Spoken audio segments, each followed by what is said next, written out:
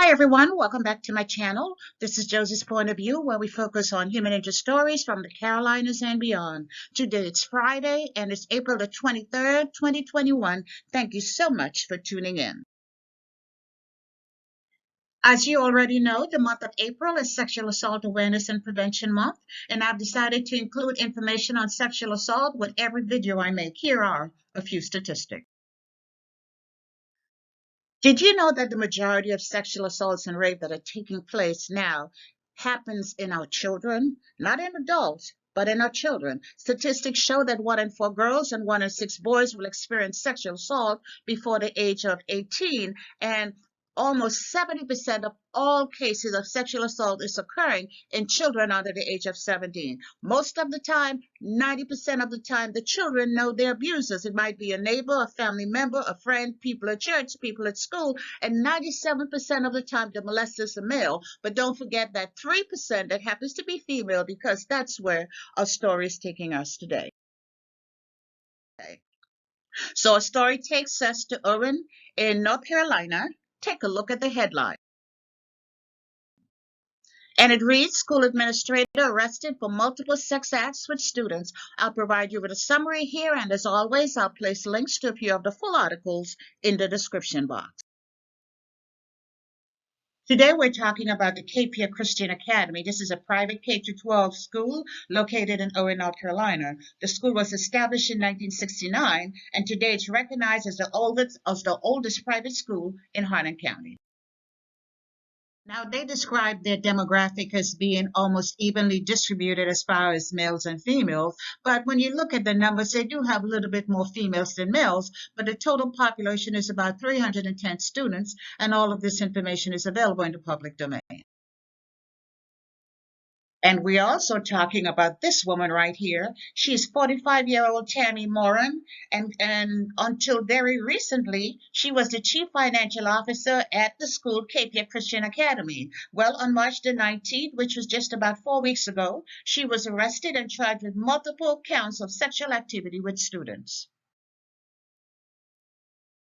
And this is what's known about the case. And right up front, I'm going to say allegedly, simply because even though the charges are quite serious, they're simply charges. She hasn't been convicted. But according to report, Tammy Moran, in addition to serving as a school chief financial officer, she frequently allowed male athletes to the students who lived out of town to stay at her home, and it's the home she shared with her husband. And this is not an unusual relationship. The school was aware of it, and it happens between coaches and athletes all the time. But this is what got Tammy in a whole lot of trouble.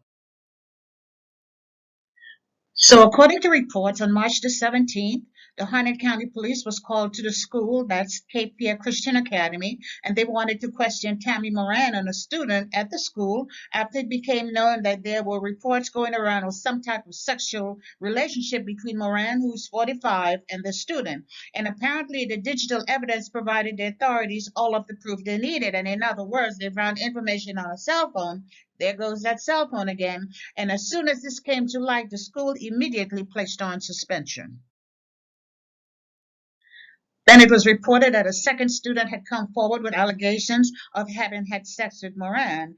And as with the first, there was also evidence on a cell phone to substantiate the claim. And then we learned that a third student had come forward with allegations of sexual abuse. And it was reported that two of the students who made allegations of sexual abuse stated the abuse had taken place between the 2018-2019 school year, and once that it happened during the current school year. And based on the way the news articles were written, it appears as if these activities, or should I say these sexual activities, may have happened more than once. So it appears that Tammy was a serial offender who was just preying on young boys. So Tammy Moran was arrested and charged with 3 counts of sex by a substitute teacher or surrogate. And those charges were filed on March the 19th, 2021. She was given a $150,000 bond with a follow-up court date for around May the 18th. The school fired her the day she was arrested, and that's when we began to understand this case is much larger than we ever imagined. Now, all three victims have lawyers. There were two in North Carolina. They were the same law firm. And then there is a third in South Carolina. But the lawyer for one of the victims went on record to say that there are probably more victims out there who have not yet come forward. And that's probably true because a parent came forward to say that the school had prior knowledge of what Tammy Moran had been doing because she complained about it and they did nothing about the situation.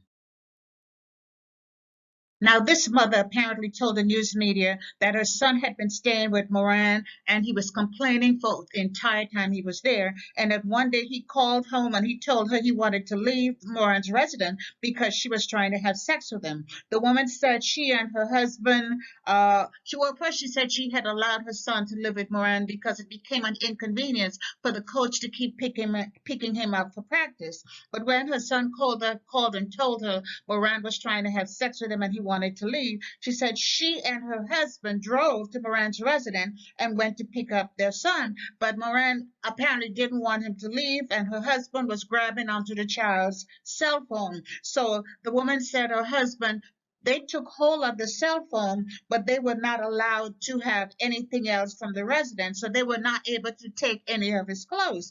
And I'm just kind of wondering why she did not report that incident to the police. And I know the husband must have known, because if he didn't know before, he knew that day. Because I'm sure those parents, before they left that house, they told that man exactly why they were taking their child home. But for some reason, it doesn't appear as if he went to the police, but the mother did say she told the school about the incident and nobody would believe her.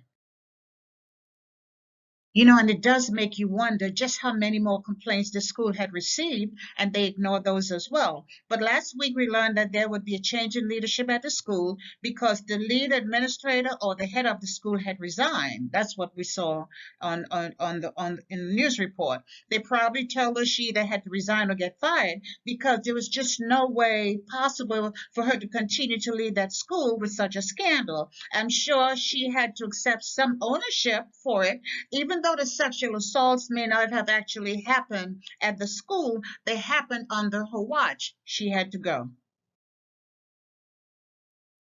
And now it appears that the known victims are in counseling and their lawyers are preparing their cases for litigation. And of course, investigators are widening their search for additional victims. And I'm going to be surprised if they find other victims out here. And I tell you why, because once they go back and they look at every child who has stayed at her house, I bet you she's done this before. I bet you she has. But the last I heard is that she was able to get her bond reduced, so she's out on bail, and her court date has been pushed back for later May.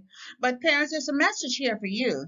You need to establish a good relationship with your children so they're comfortable coming to you with these uncomfortable situations. And when they tell you, and especially when you do, you believe them. First, you need to believe them. And when you do that, you need to take it to the police.